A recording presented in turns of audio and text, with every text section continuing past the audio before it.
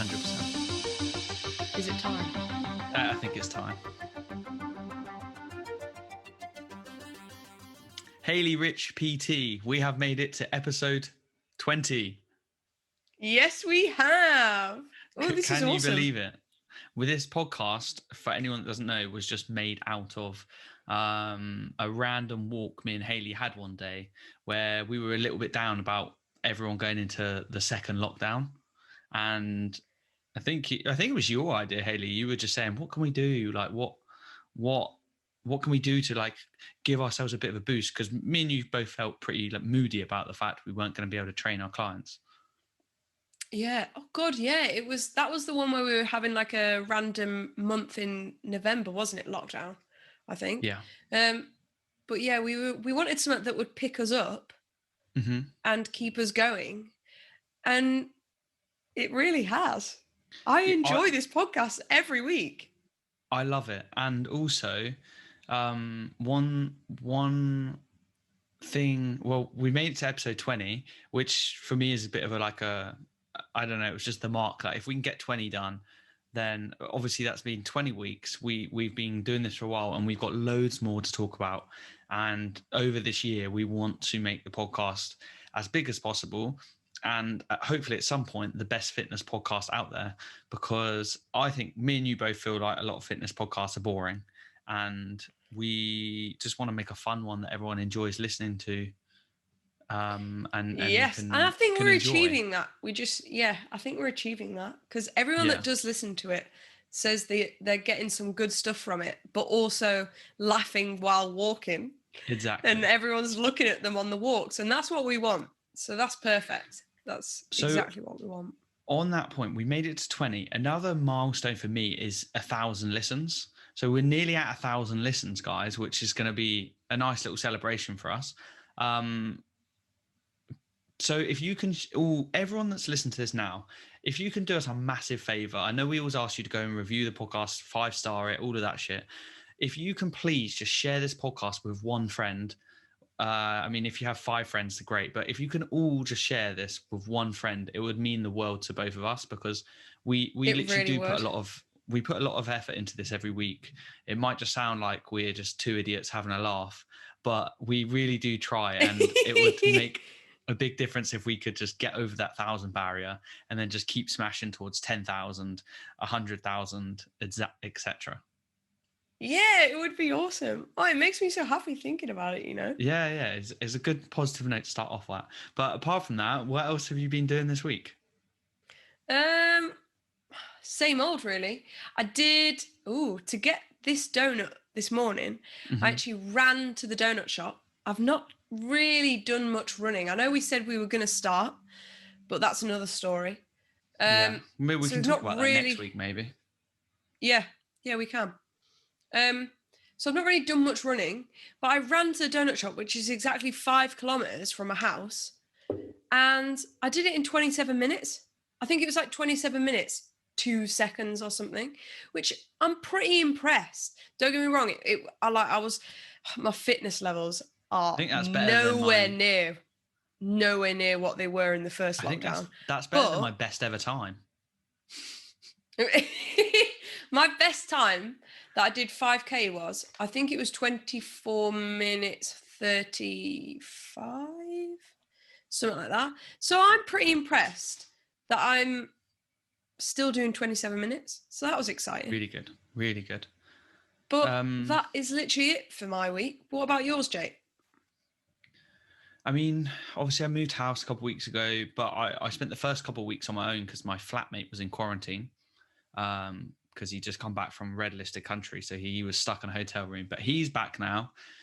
So this week he gave me a fresh trim, which I'm happy about. And then pretty much like me and him have just tried to like, we're mates anyway, so we get on really well, but like we're just trying to gel in terms of like living together, and it's going absolutely fine. But it is there's always a bit of a funny transition, like when you go from, I was here on my own for 2 weeks and it felt like my place, and now we're both here, and it's been like a week of trying to just build our schedules in towards like together. making sure like we're trying to eat at the same time. But then nights when I have like live classes, it's a bit of a nightmare because I take over the living room, and then like, does he? Yeah, but does he not do them as well? well, there's just not enough space to get him in because it would be okay. But yeah, but one thing with him is that since we've been moving together, I think he's looking at the chance of living with me as like, oh, free personal trainer. And Oh yeah. he said, Jake, I want to take this seriously. I want to put on some muscle mass. Let's go. So, which is great for me. It's given me a new lease of like energy to work out because I've been lazy with my own workouts. Because I've been doing these lives, I've been like just slacking off on the others. And I know you've been amazing at doing both, but like I don't have any weight. So I've just been lazy and giving myself an excuse. But since he's been here, we've done a workout every other day. And it's like, honestly, it's been 3 days now since legs, and I still can't walk. That's good though. It's good that you're getting back into doing legs. Yeah. I've changed my routine about a bit because I want to work on my upper body more than my lower, and I've forever been doing like 3 lower body days and only 2 upper. So I've switched it the opposite way around. So now I'm doing 3 upper and 2 lower, and I'm really enjoying it. Yeah, that's like good. It's so much nicer doing 3 upper body than 3 lower body. Just putting a little bit less pressure on my body. Mm-hmm. I love upper body. I love training upper body. The hard thing is like doing back. The one thing I'm missing is like a gym because I don't have a pull-up bar here, but we're going to buy one. So next week, pull-up bar's getting fitted and I'm going to go hard. Yeah, but I'm missing like seated rows and lat pull down machines. Because there's only so many bent over rows, pull-ups and single arm rows that I can do. Well, even worse for me, I've only got bands. I've got a 4 kg kettlebell and bands, and it's so shit. Like, it's just not like pulling. Like, for example, for like a lat pull down or like a seated row, I'm pulling like 70 kilos. But like here, I'm pulling a band as hard as I can, and it just you can't. It's annoying, isn't it? Sometimes it's annoying, but we are nearly there. Yeah, we are nearly there. We are nearly there. So before we get into our episode, it's episode 20. Let's do a little like rewind to when you were 20 years old. What were you doing? I was totally different.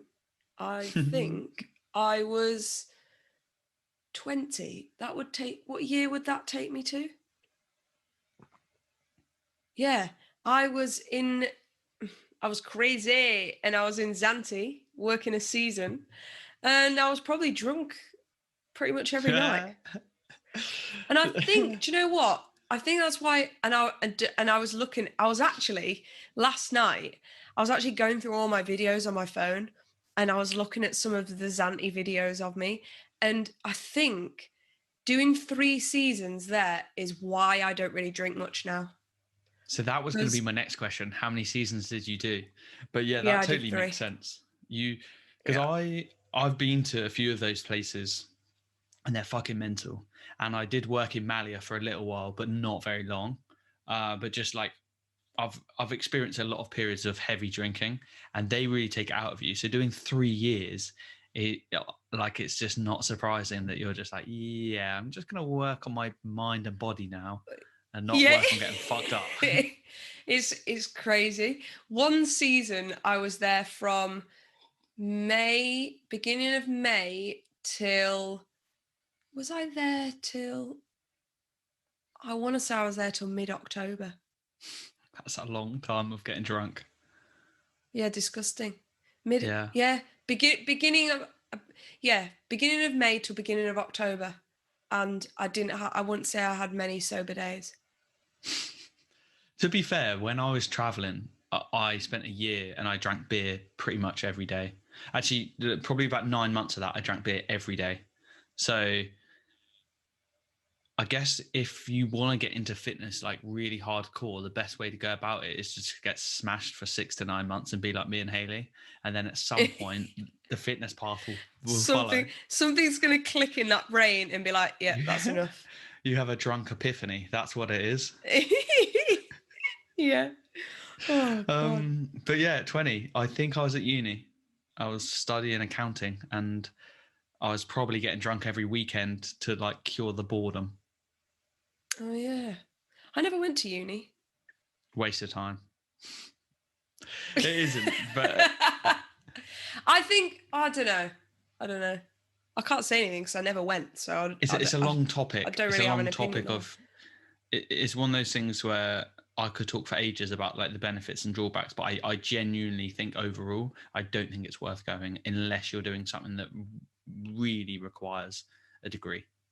Yeah, it's like my sister's there now, and she's doing teaching because she's going to be a primary school teacher, so needs Okay, that. you have to But have that's it, yeah. like, yeah. So I think I agree with you on that. Like, go like if you need it, then you've got to go. Otherwise, I think sometimes people just go for the sake of the experience. Exactly, and for the experience, I know I said this was a long subject and we shouldn't speak about it, but for the experience, you're spending £50,000 and you could do anything and spend a lot less money and get the same experience. So you could go to Zante for a year and have as much fun in 1 year as you do at 3 years at uni and spend nowhere near the same amount. Nowhere near. Nowhere near the same amount as that. Let's go into what we're actually going to be talking about today. Yeah. So today, guys, we are talking to you about diet breaks. So we thought this would be a good topic, as I know a lot of people at the moment are wanting to get in shape for summer and wanting to lose weight. So a diet break is really a break from dieting, but that does But not it's not. mean. Yeah, exactly. But it's not. It's a break from dieting, but it's not. It does not mean that you can eat pizza every night and go to McDonald's and eat ice cream. It just means that you come out of a calorie deficit to maintenance calories. So you would be inevitably maintaining for a week. Obviously, you don't want to be going into a surplus for that week and eating whatever you want. Otherwise, you're just going to put on the weight that you've just lost with the calorie deficit. So a diet break is a break from dieting, but not a break from dieting. Exactly. That is it. So Jake, what are some benefits? Like, why would you go on a diet break? Give me some benefits. There's benefits for everyone. Like even the leanest people and someone that's, let's just say, obese on the other end of the scale who's just about to start a diet, like, and they've never done one before. There's benefits of diet breaks for both, and I'll let you you go into the how to after I've done the benefits. So I won't go into specific numbers too much, but if you take someone, all right, let's just go through the basic ones first. So maintaining more muscle mass as you're dieting. So if you diet too hardcore, you can lose a little bit of muscle mass as you're going, and really having a diet break in there will help maintain muscle mass a little bit better. It also makes dieting easier because it gives you a mental break, because 100%. dieting can be hard, right? It's like, in essence, I think one of the things that I'm best at, and I know you're really good at as well, is making dieting not too hard, because me and you are really into our food, and we show our clients how to diet and lose weight, but in ways where they can just still enjoy food, because no one wants to eat chicken, rice and veg. That's just boring. No, they do not.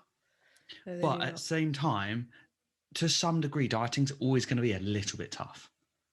Yeah, of course it is, because you're not eating enough food. That's what dieting is. You're not eating enough food, so you're going to be hungry. A little bit, and I think we're really good at making ourselves and our clients not too hungry, so that they have a good experience dieting and can diet for longer. But then dieting breaks thrown in there every, let's just say 4 weeks, for example, gives you that little break you need to then do another 4 weeks of dieting. So it gives you a mental break, because because sometimes it just can get a bit mentally draining. And then it's, go on. You're probably going to cover this. So Well, no, go on, say it, and I'll let you know if I cover it. I was just going to say, it gives you like a mental break, and also you're definitely going to cover this. Go. I feel like I'm not going to now, honestly. You can bring it up in a minute. Another thing I was going to say, it's really handy because you can time your diet breaks around events. So sometimes, is that what you were going to say? That's somehow what I was going to say then. It was going to lead into that. So this is good. Into my head. This is good. So like, let's just say you've got a wedding coming up or any event, a birthday. And that week, people always start to panic about, I know me and you've talked about it before about our clients, and they're like, I've got a birthday coming up, like I'm going to go over, I can't drink, all of this panic. But if you change if that week's your diet break and you go up to maintenance calories, you automatically get, I don't know, roughly an extra 3,500 calories for the week. So to go to an event or have an event that week with an extra few thousand calories massively takes the pressure off of that day, and you're not stressed or worried. You just go into that week, it's just a nice week again, and you still get to have fun with your friends. Yeah, that is what I was going to say. So that is so weird that your next point was that. Yeah. But yeah, no, that's dieting breaks are brilliant for that. Like you can, especially like if you've got like a birthday here and a wedding there and someone's, I don't know, graduation here, just plan some diet breaks around them areas. It's perfect. Yeah. And then I'd say like on the other end of the kind of, what am I trying to say? On the other end of Spectrum. That's the word.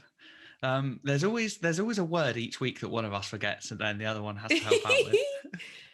So on the other end of the spectrum, you have like people down at their leanest. And when you're trying to diet at your leanest, there's definitely there's problems in terms of there's more chance you're going to lose muscle mass and all of that. But there's also something called a hypophagic response, and that's in essence is like your body just craves eating food. So once you finish your diet, your body craves more food, and there's evidence shown that as you diet, let's just say when you get to the end of your diet, your body will keep you in that hypophagic like response until you regain your muscle mass that you've lost dieting. So twofold there. If you lose less muscle whilst dieting with diet breaks, that's handy. And if you use, basically that's the one thing. If you lose less muscle when you're dieting, that's handy. And then like when you're at the end of your diet, as you're reintroducing calories again, you'll have a lesser response to like wanting more food, and therefore less likely to regain fat after the fat loss. That's an awesome benefit of them. That is yes. For people who are super lean, wanting to get a little bit leaner for like summer or competitions or photo shoots or what have you, that they like diet breaks are essential for them. Mm-hmm. Otherwise, they're just going to pile it all back on again when they do finish their diet. And I mean, if you finish your diet and you're super hungry and that response doesn't go away until you've regained a load of muscle again, then you're going to gain a lot of fat with that too. So I think that's basically what I was trying to say in that point there.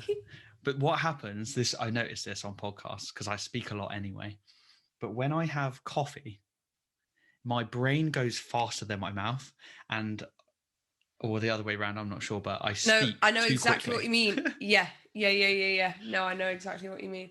But also another benefit of diet break. So I've got an example. So a client the other week was super tired, constantly thinking about food, hungry, but we've not like, she's not reached where she wants to be. Mm-hmm. So, and she was we'd find that there's maybe a binging day here, or she's thinking about like, and she'd send me lots of messages. So we decided a full week at maintenance calories, which was around 2,100. And at the end of that week, she felt so good. Her sleep was better. Her she wasn't as hungry. She wasn't thinking about food as much. She was just enjoying what she was eating. Her training was better. Everything is just it's so good. And especially for your hormones as well. Like when you're restricting calories, your hormones go all over the place. So to have a diet break, it kind of just makes your body go, relax. Yeah. And I feel normal again. So It's diet breaks are good. I know you're gonna tell people how to do it in a sec, but one thing that could be a good idea, and I'm not saying everyone do this, is because we were just discussing it before the podcast, me and you. When the gyms reopen on April 12th, I probably am going to take a diet break in that week, because the extra stress on my body is going to be insane. And because I will be training way harder, and I feel like I will need that extra energy. So having a diet break around then could be a good time for a lot of you. If you are dieting now, then just going back up to maintenance for the first week of gym could be a good idea. Yeah, I think that's a great plan. That is a great plan. So now I'm going to go into ways to diet break. So everyone is different. So you get some people that can diet for months and it not affect them. But some of the best ways are, so say someone's obese, slightly overweight, got a lot more to lose, then a diet break would be good every 8 weeks, or you could even go every 4 weeks. So yeah, a week diet break every 4 to 8 weeks would be perfect. But then you go down to the leaner people who are wanting to get even more lean for like competitions, photo shoots, and a good bit of research. We can call it research. Yeah, it's research from Norton. So I don't know if you've ever heard of him. I know me and you listen to him a lot, don't we, Jake? Yeah. So Norton has said that for someone who is super lean, even going to the point where you do 1 week of diet and 1 week of diet break, you will see so much more benefits. Yeah, which is pretty nuts, because that's like, I think when people are at their leanest, they're even more dedicated to trying to get leaner. So they feel like they can persevere through the pain and the mental barriers and all of that. But like, it's not necessarily a good idea. No, that's not something that like the general population should be doing. Mm-hmm. Like 1 week diet break, 1 week diet. I think. Oh no, go on. Snap, padlock, throw the key away. No, I was just going to say that Lane Norton is one of the more respected people in the industry. So like words that he gives as advice, often words you should listen to. 100%. He has, like, if you don't know him already, go and look him up. His Instagram is BioLane. He's got a lot of information out there on diet breaks and everything like that. He's also a massive flexible dieter. So he believes in eating like obviously the 80-20 and things like that, having a flexible lifestyle. But also, good example, he just did, I can't remember when it was, but not so long ago, he was doing a cut and he was getting lean. And he did a diet break every 3 weeks. So he did 3 weeks of dieting and then did 1 week of diet break. And he got ripped. I think he did that for I want to say he did that for a total of, do you know what? It could be 12 weeks, but it could be 18. It could be 18 weeks. Something like that. But it was for a photo shoot. So yeah, he did 3 weeks of dieting and then a week of diet break, and he managed to drop loads and maintain a lot of muscle mass.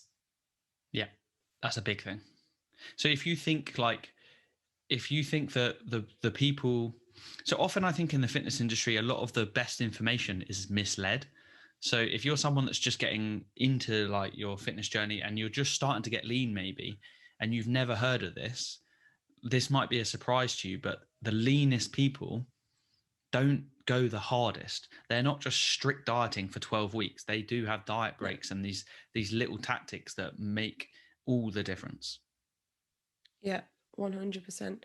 So yeah, I would suggest for the most of you that listen to this podcast, if you are planning to diet, then plan some diet breaks in there every 4 to 6 weeks. But like Jake just said, when the gyms are opening, plan a diet break for them, because you're going to need a lot more energy and you're going to see a lot more people. So maybe someone's going to go, oh, do you want to go grab, I don't know, a takeaway coffee and a takeaway?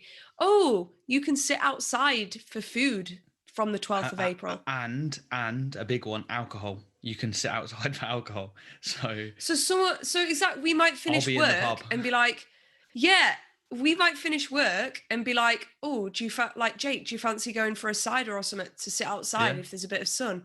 And if we've planned a diet break, then 100% we've got extra calories for that cider.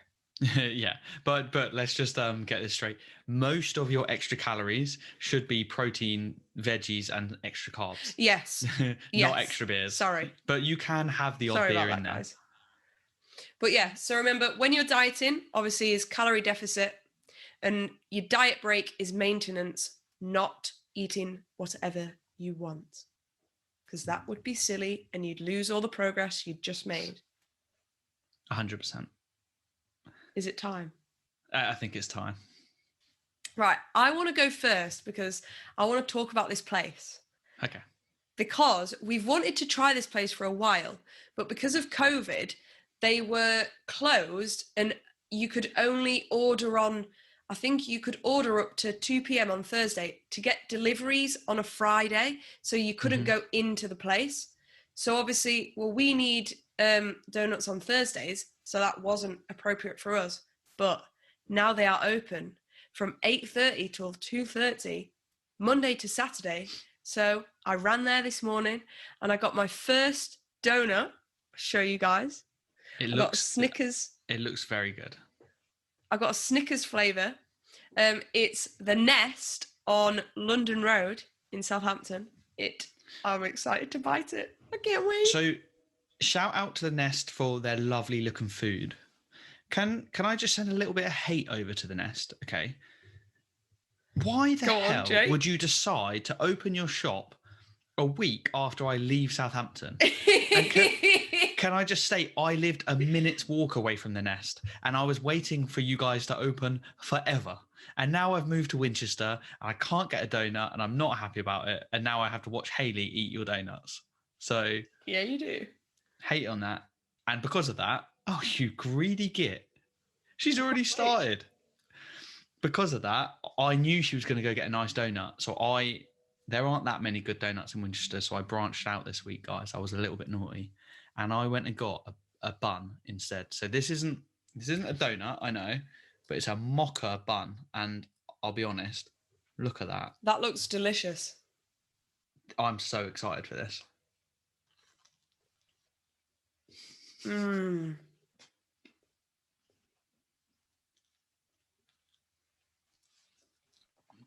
Is that good? Got food all around my face.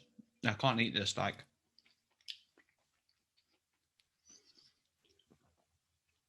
This is one of the best things I've ever had in my life. Is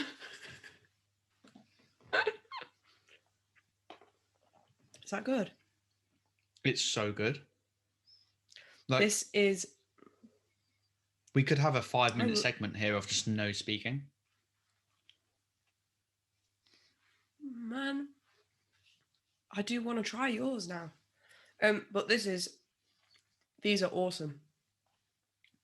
So, last week, I don't know if anyone noticed, but I made a big thing about how I would 100% rate my donut. And then 2 minutes later, I got distracted and didn't rate the fucking donut. So this week, I I'm know. going to rate and you're going to rate, and we're going to do it right now. Okay, go. This isn't a donut, so it doesn't really count, but I'm going to give this a 10 out of 10. So this Is that your first 10 out of... No. is a 10 out, my first 10 out of 10, I think. I think it is. I think I gave something else a 9.5. I'm not sure. This is a mocha bun from Hoxton Bakehouse in Winchester. It is a bit like a cinnamon bun, but it's just covered in coffee and chocolate. And it is insane. That was delicious. I'm going to give that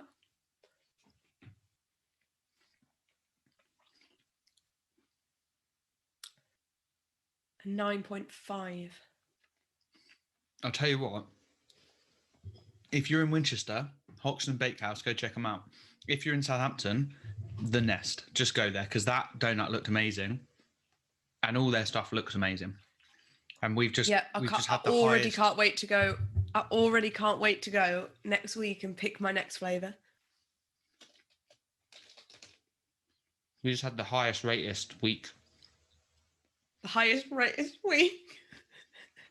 I'm sorry, Yeah, we I'm did. covered in food right now. So can you please go with the first question because I can't touch my laptop. Yeah. If you won a lot of money, what would you spend it on?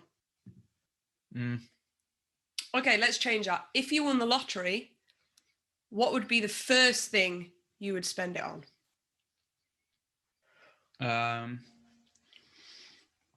I'd sort out my family first, just make sure they're all good. Yeah, that's always number one. I would just ask them straight away. I'd say, "What do you need from me? I'll get it done." That's like number one priority. Sort out their lives, everyone.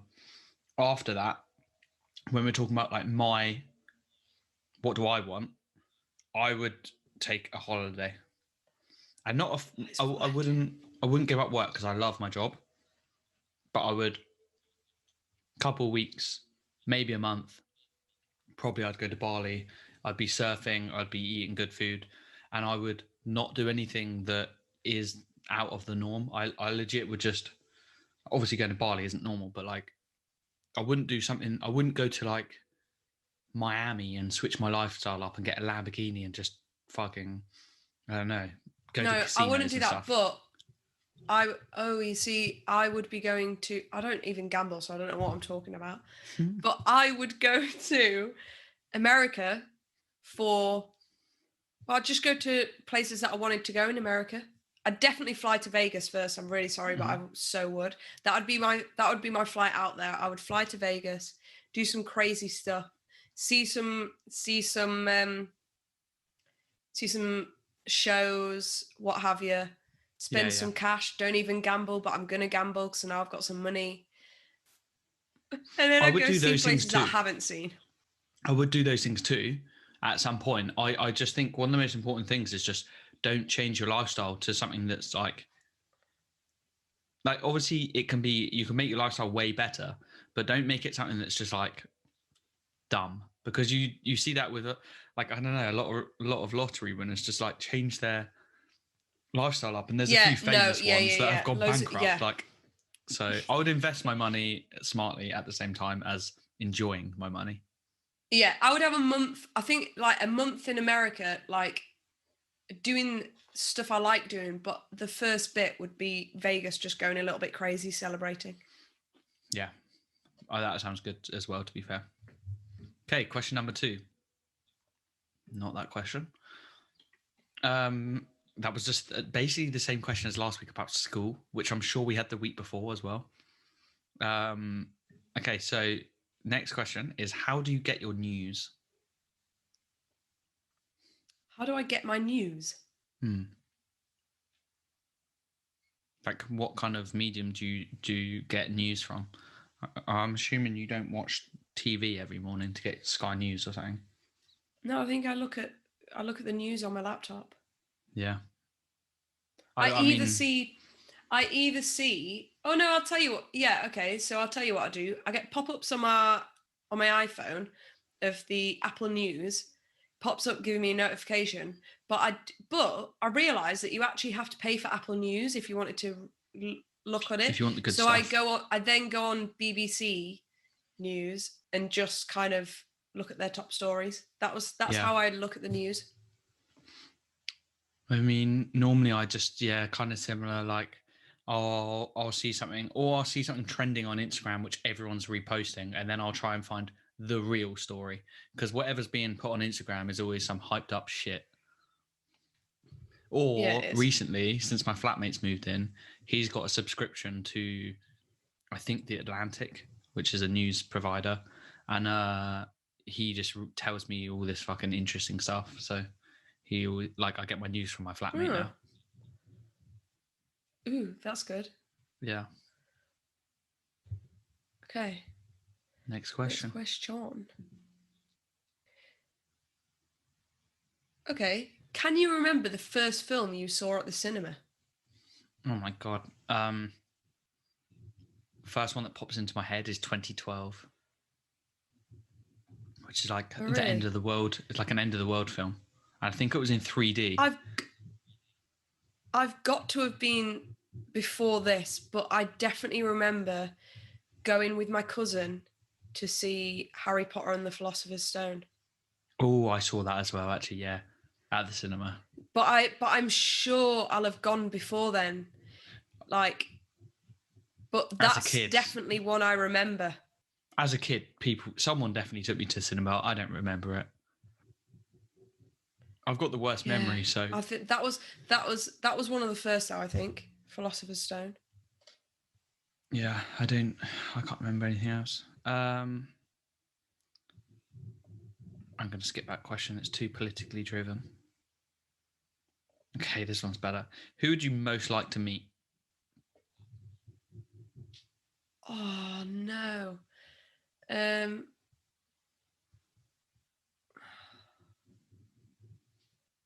I want to meet Cher.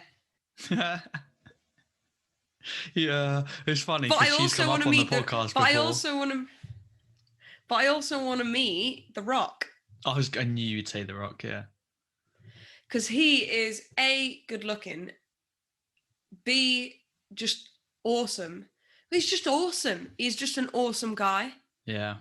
And C, I actually want to see him in person, because I actually want to see him at how big he is in person. I guess. Maybe. I don't know. There's so many people that I really admire, and maybe Ross Edgley. I've mentioned him a few times. I think he's just such a cool guy, and he's a big inspiration in terms of the fitness stuff I do. So I guess he'd be a cool person to meet. I'm just a or geek, maybe and Joe I Rogan. Really just.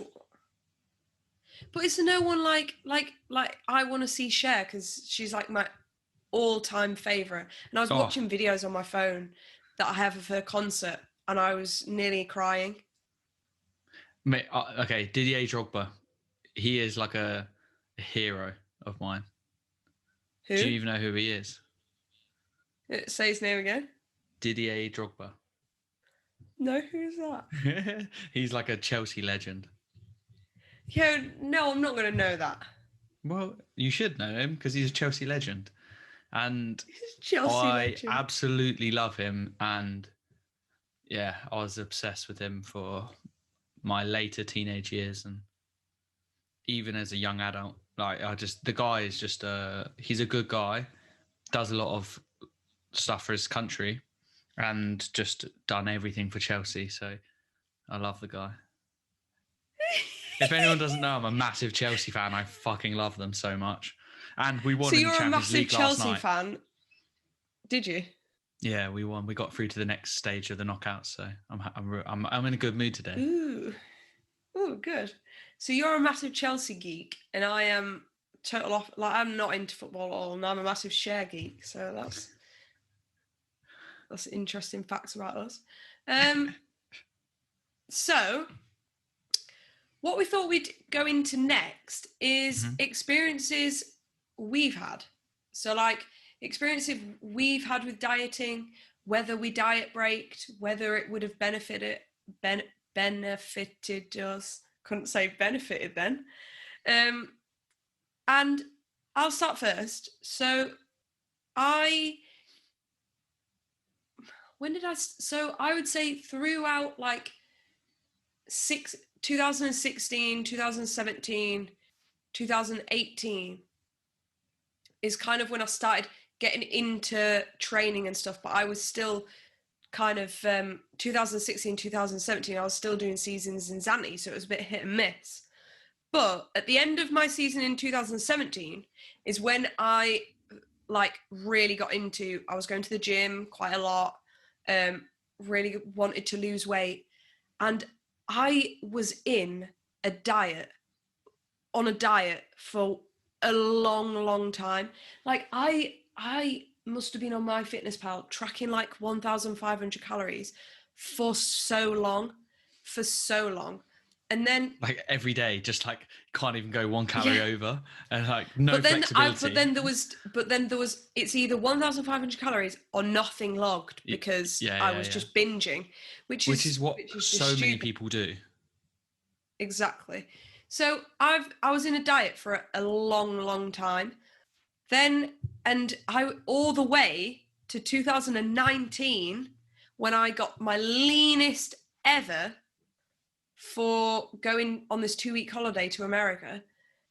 And then like I look back at it and that was just so ridiculous. Like I was on 1,500 calories binging, and then when I would do so, I would like not do much with friends and stuff, which is just a stupid thing. Why would I do that early 20s, like miss out on loads of I don't know what, like social activities? Why would I do that? That's so annoying. But then when I did go on stuff like that, I would massively overeat, overdrink, and it's just ridiculous. So there's no balance there, right? No balance. So that is when diet breaks would have 100% benefited me. I could have been on higher calories anyway, because I wasn't having them crazy binges. So I could have been on higher calories. And then when things were happening with friends and stuff, I could have just allocated some diet breaks here and there for when there was some important like events going on. And I just would have had such a healthier relationship with food that I wouldn't have had to, well, not that I've not enjoyed this past year and a bit, but that's what I've been doing for this past year and a half, is working on my relationship with food and myself. And now I'm at this awesome stage, and I just asked Jake to be my my coach for the next 8 weeks. Shout out to me. And even Jake was just before we did this podcast was like, right, why don't you do 4 weeks of dieting, and then when the gym's open, have a week of diet break, and then go back to 4 weeks of dieting. And that's exactly what I'm going to do, because I don't want to do any longer than 8 weeks, because I don't need to. It's literally just to drop a little bit of body fat before I go back into trying building some more muscle. But so I don't want to do any more than 8 weeks. So what a better way to do 4 weeks, have a week break, and then do another 4 weeks. Yeah, exactly. And that really coincides with when we go back to the gym as well. And just touch on that, like having a coach, like as a coach, I guess people think we don't need coaches, but like a coach essentially is just there for accountability. Like we have expertise, but you can find all of our expertise by Googling and looking on Instagram. You can actually find all the information out there. Even on our own Instagram, we pretty much give away everything we know. Yes, we do. A coach is essentially accountability. So like, but the only problem is when people Google, they see the first thing and go for it. So I mean, the benefit of getting a coach how to lose weight. Yeah. And then it just says we lead you in the right direction. Yeah, we do lead you in the right direction. But if you search long enough, you could find it. But like everyone just needs that bit of accountability. So getting a coach just to make sure you're staying on plan is just the easiest way to do that. It's not that like we can diet ourselves on our own. It's just way easier if you just get a coach. It makes things so much nicer. Yeah, definitely. Like I know it'll help me because sometimes I get that, like, it'll probably be like getting to week 3 and I'll be like, oh, might just go and have a chocolate bar. But then I can't because I've got to speak to Jake and I've got to give him our results and I he's just got to say, see look, everything. We sit down, you think through it logically, and you go, look, next week you're about to start a diet break. Just give it one more week of hitting your numbers, trust the process, diet break in a week. And that's where like the diet break comes in well, because it can actually just keep you on track, because it gives you much shorter targets to hit as well. Because you're just like, all right, 4 weeks, and then I can get a little diet break. Yeah, and I can enjoy that that week of being back in the gym. Yeah. On maintenance calories, more energy to smash them weights. So I think I'm basically in the same spot as you now, where I will be doing another 4 weeks of dieting, I think, and diet break at the first week the gym's open. I think I just need to reassess slightly. But I think that's going to work perfectly for me. And then I'll have a week of maintenance, and then I'll go back on the diet. So I'm probably on like a 12 to 16 week diet, and then I'm going to reassess where I'm at, if I'm lean enough, because my goal at the moment is to get as lean as I've ever been. I want to get the leanest I've been, and just see where I'm happy with in maybe like 12, 16 weeks. And then I might do another period of like 8 to 12 weeks if I'm not quite where I'm at, or if I'm feeling good and I know I can go a little bit further. And diet breaks are going to be huge for me in this period, because there's no way I could do 6 months. There's no way I'm doing 6 months without a diet break every like couple of weeks. I'm not doing 6 months on. So my diet, my calories at the moment are 2,250, and I've been tracking, and I've been averaging about 2,350, so a little bit more, and I've been losing about half a kilo a week. So like, my deficit calories are fairly high. One thing on that, I think, like, people, if you trust the process of like what someone sets you and you stick to it religiously, even though some of my calories some days are higher, some days are lower, if you stick to it for a good amount of time, you track enough, you will see your weight will just very slowly come down. And the diet breaks are they're gonna help that. But like, something just on dieting, people just don't give it enough time. And one of the things we mentioned earlier is like, the diet breaks help you stay consistent for longer. And the best way to diet, like the first rule of dieting in my head, is give yourself a very long period to lose the body fat. Don't rush it at all. Yeah, so 100%. Well, I'm excited to do this. I'm excited to do 4 weeks of dieting from today, and I still had that donut. I fitted it in, and then diet break when I'll probably see you next, Jake. Yeah, I mean, I'll see you next week in the podcast. But in person.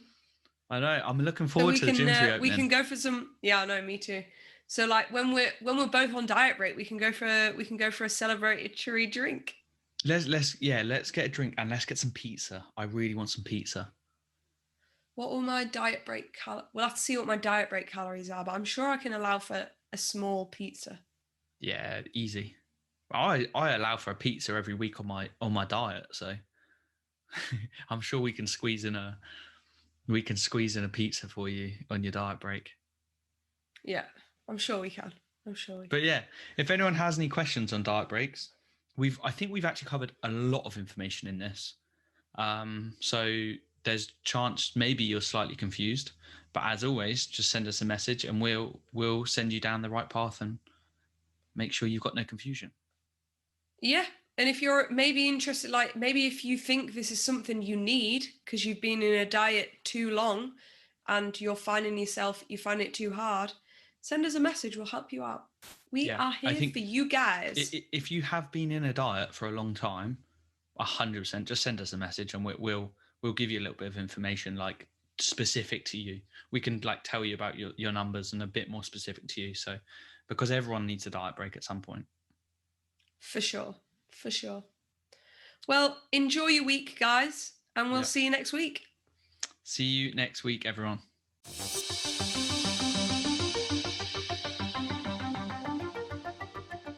Guys, if you enjoy this podcast, don't forget to like, subscribe, and follow us on Spotify, Apple, and YouTube. Thank you.